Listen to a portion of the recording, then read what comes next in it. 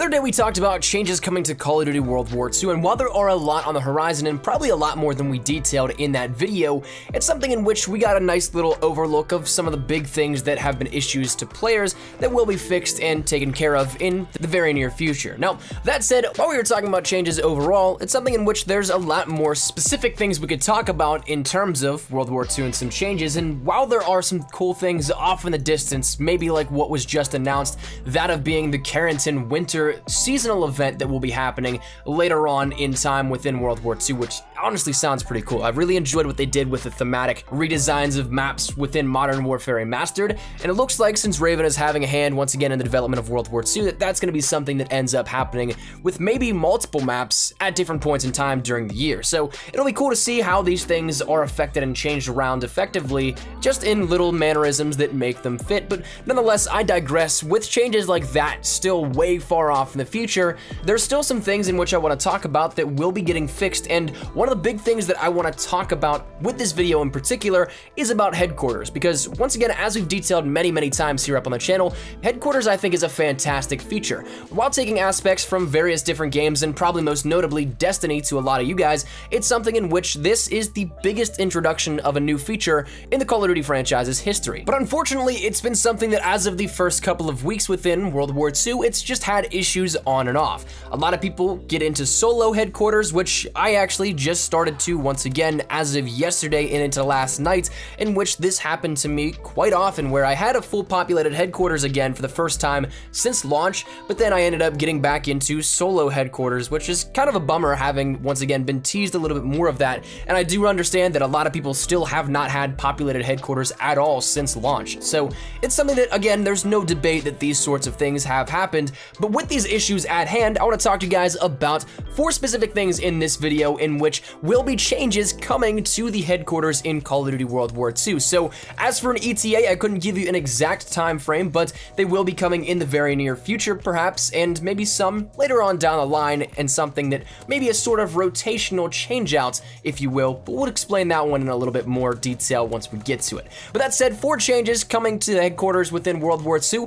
Let's jump right into it. So the first thing we're going to be talking about here about these changes, once again, kind of deals with what we just already mentioned, that being the population of headquarters. Now, this is something in which it was kind of fixed with the most recent patch, but kind of not, and once again, reverting backwards a little bit in time, it seems like, because as of recently, I've had a couple of instances where I am back on that solo headquarters grind. Now, as of today, while this goes live, it's the holiday, so I'm not playing all that much. I couldn't tell you right at the very moment you're watching this, if in that same instance, if I were to log on right now, if I'd be back in a populated headquarters, but it is something that is rolling out to players incrementally. So, for example, I've seen a lot of people on PlayStation 4 having their populated headquarters back. I've seen some stuff with PC, I believe, as well too, and I feel like the only ones that I've seen a majority complaints about still not being in are Xbox users, which is something that I'm kind of curious as to why it's being held off at that point, or if it's, I don't want to say not intended to be, because it sounds like at that point Xbox is being neglected purposefully, because that's not the case. I know that that is not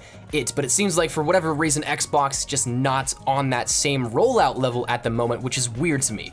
But nonetheless, this is something that will be fixed, the earliest of these things that we'll be talking about that will be changed to headquarters, simply because it's a social experience. They want to get this as perfect as possible for the players, and thus the core components of having people around you needs to come before the rest of the things we're going to be talking about here with this. So if you guys have not experienced populated headquarters just yet, probably within the next week or so it should all be ironed out, or at least I'm hoping so.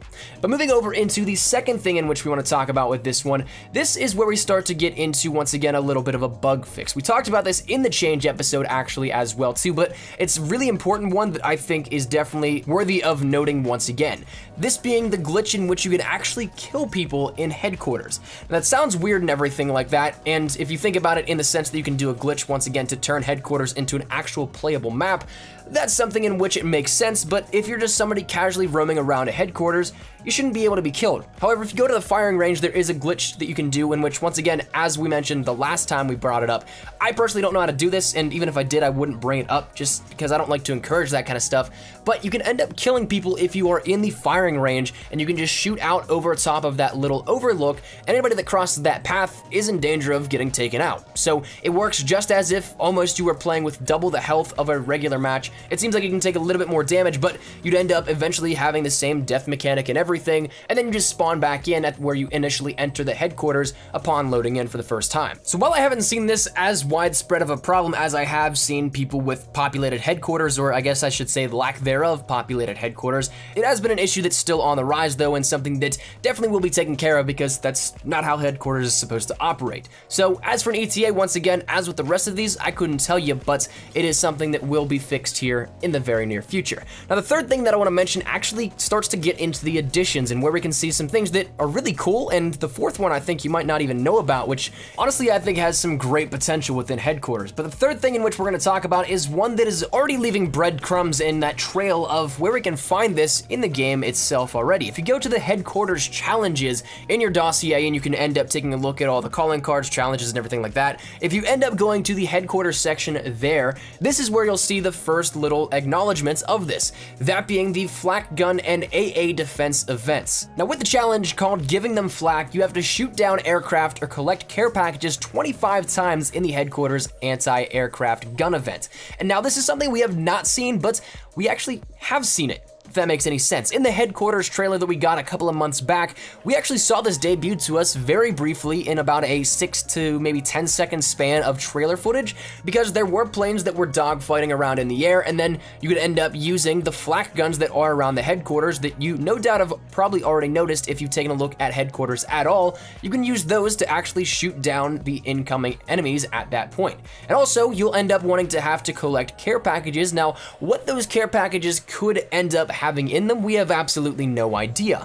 But this is one of those things that got kind of pushed to the wayside because of all the issues that the headquarters has had at the launch of the game. The past couple of weeks, once again, as we've detailed many times now at this point, has just been plagued with issues, so the developers want to make sure that they get everything in order, everything is stable, and a playable build for the fans before they end up throwing in this extracurricular stuff. So while right now you can't get 100% if you're going for challenge completion or anything like that, it's something that hopefully will once again roll out in the very near future. And I'm really curious to see if those care packages have anything of substantial value, maybe supply drops for players, or maybe armory credits or something like that, because I think that'd be a pretty good race to see who gets that care package if you can end up getting there. But nonetheless, that is going to move us over into the fourth and final thing, one that I think is incredibly interesting. Now, what if I told you that the headquarters itself was actually going to change at some point in time during the year?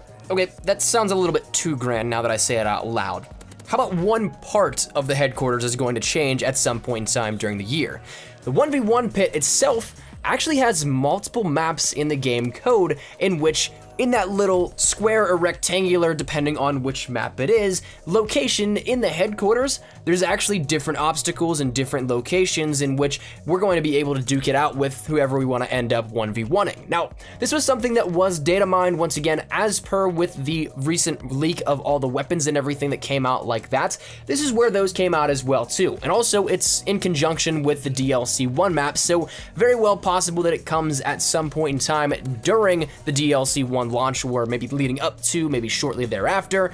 But it is something in which there are 4 different maps listed called MP_Old School. So these maps, one is already the map that we know of in 1v1 at the very moment, but the 3 others, well, those are brand new, and perhaps they may be cut, but I'm thinking more so towards the fact that these are going to be given throughout the year as a little bit of a rotation to keep the game fresh. We already saw, once again, that seasonal event that we talked about. That's going to keep the game fresh in Carrington in particular, but this is going to be one of those ones also that everybody can take part in at any point in time during the day that they hop on. So as it stands right now, there are 4 maps here that may be on rotation, but as for, once again, the ETA on that, we have absolutely no idea. If I were to take an educated guess, it is up in the air also with those weapons that we saw leaked and with DLC 1 maps, so anywhere maybe between the end of December to mid to late January, maybe early February as well, we start to see this rotation. That'd be my guess, but again, that's all speculation. But it's something that itself could be very well added in the near future for World War II. But that said,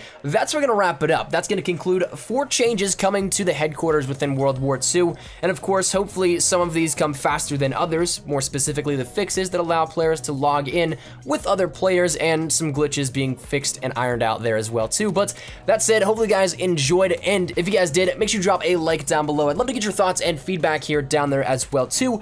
Are you guys looking for anything in particular to be fixed about the game, whether it be headquarters or the game itself, any weaponry, any streaks, anything in particular you guys have? Feel free to let me know down there in the comment section down below. Once again, if you guys enjoyed, drop a like, and if you guys are new to the channel, make sure you guys subscribe to stay up to date with everything we have here regarding Call of Duty World War II. If you guys are interested in anything regarding class setups, changes, updates, tips, tricks, all that kind of stuff, we got you covered here up on the channel. So if any of it interests you, make sure you hit that subscribe button so you don't miss a single thing. And finally, if you guys want to follow me over on Twitter, that's the best place to get connected with me outside of YouTube. I practically live on Twitter, so if you guys want to strike up a conversation, ask me a question, whatever it may be, link is down there in the description below.